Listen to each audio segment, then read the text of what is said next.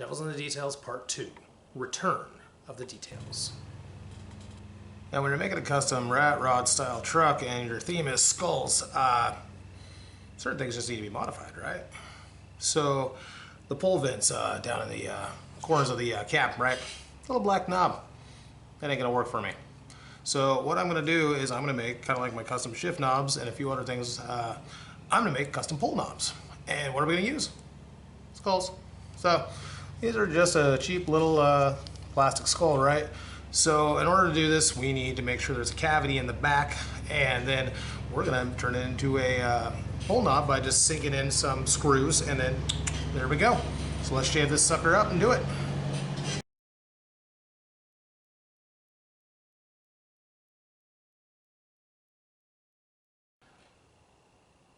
All right, now the skulls have been shaved and we have our opening in the back. The way I'm going to end up making the counterpart to this part here is I have the nuts that thread on. We're going to use some Gorilla 5-minute epoxy. Basically, we're going to fill the skull. Then we got to mix it up with a nail I got here. Suspend it inside here, let it all set up. Not really prepared. I should have had a rig setup made of some kind, but we're just going to kind of set it like that. Then I'm going to sit here for 5 minutes like that. But that's how we do this. So, grab the old epoxy. Make sure we got the air out of it.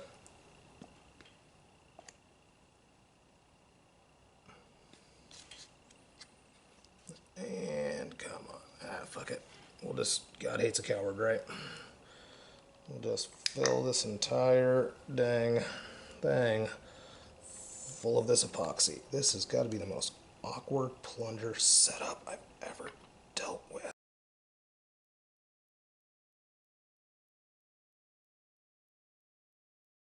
And just like that, we got new knobs for my vents.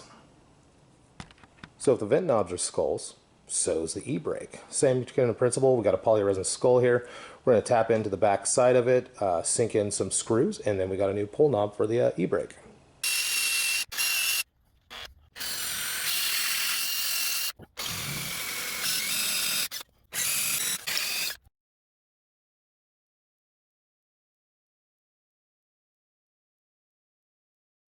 Easy peasy, we're done. So we got our skull, we've drilled it out, we got our threads for the e-brake screwed on. There we go. So this is the new bench seat that's going to go inside the truck when we rebuild it. Now I had to buy a new mounting brackets rail system for underneath it, right? Now we got a slight problem. The thing came broken, right? There should be a little knob right here that for the adjustment thing. Now mine came in a broken 3 pieces. Most people would probably send the product back, ask for a refund or a replacement or something like that, but oh look, someone gets the opportunity to make a new knob. Shucky darns. I guess I'm gonna have to make something. Hell yeah. Let's figure this out and do something cool. So I've been thinking long and hard on what to do to modify for that pull knob. I do love the macabre, I love the spooky, I love skulls, which is why there's so many damn skulls onto the truck, right? But the first love of my life was comic books. I started reading comics when I was about 6 or 7. I have about 7,000 books in my possession, statues. I'm a big ass nerd, okay, whatever. Look at it this way. I could spend my money on hookers and meth, or I could buy funny books. I chose funny books. Still an addiction, probably just as expensive. Either way, love of comics. And my character of choice is Joker, and it's synonymous with me. My friends actually thought I was going to make a Joker mobile. Not happening, but nice thought. So as I was sitting on my couch last night, my eyes fell upon this Funko Pop right here that was on display. That was given to me by my friend Jackson. Jackson is my friend's son. He and I have been exchanging comic book stuff for years at this point, but that was given to me by Jackson as a gift one time. Absolutely love it, but it kind of dawned on me. I was looking at this thing, and here's the broken piece, right? Well, if we line up the broken piece with Joker here, hey, that kind of works. So what we're gonna do is we're gonna break my toy. Jackson gave me his approval. He likes cars, I like cars, we both like comics, perfect. So we're gonna break my toy. What we're gonna do is, first thing we gotta do is decapitate the Joker. Once I have that done, we're gonna tap into the back of his head. I don't know if this thing's solid or hollow. I'm really hoping for solid, but if it's hollow, I'll wing it. Actually, we're winging this entire damn thing, let's be honest. But we can make this work. So we need to first off get a hole in here. Now the tang on the pull knob is 7/8 inches long. And this little clip is what was going over the tang. So I can tell you the tang width is 1/8 inch. We know it's this wide, and I'll be damned if it doesn't back up straight to this paintbrush I own. So we are going to then create a tang out of this, basically making it our own dowel rod. We're going to cut down in, get the proper depth, and then carve in a channel so that we can just slip it right on. From there, we are just gonna hope and pray it works. If it doesn't work, Jackson, I'm sorry I broke my toy. But thanks for giving me the opportunity to do this, because it's a one-shot deal. If I screw this up, I'm out of toy, and I gotta go back to the drawing board.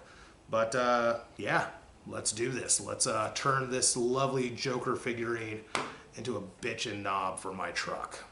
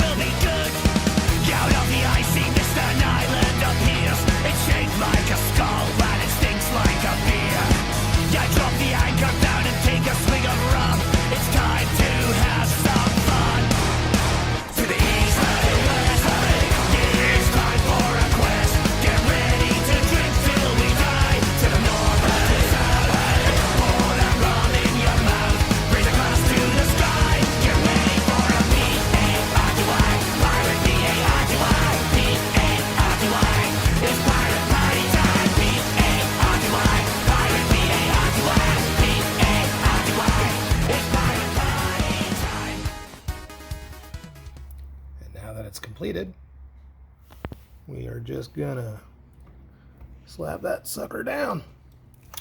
It's like it was meant to be. Now, depending on how old you are, for whoever's watching this, floor dimmer switches for your high beams used to be on the floor, right? So it's a little switch. Now that's all fine and dandy, but I have to do things differently. Now, I grew up watching James Bond videos. Who didn't want to be a spy, right? So what I'm gonna do is I'm gonna modify my dimmer switch, but I don't want to make it to a point that I can't, you know, function with it and it's a little bit awkward. So what we got now is a little PVC pipe, little cap, right? Slips on over, perfect. And because I like spy movies and things like that, I got an eject button, right? It's supposed to be actually for I think it's a cigarette lighter little cap. But what we're gonna do is we're just gonna shave off the top part of it, do a two-part epoxy to the top, paint that black, and now the truck has an eject button. So we're gonna do that real quick.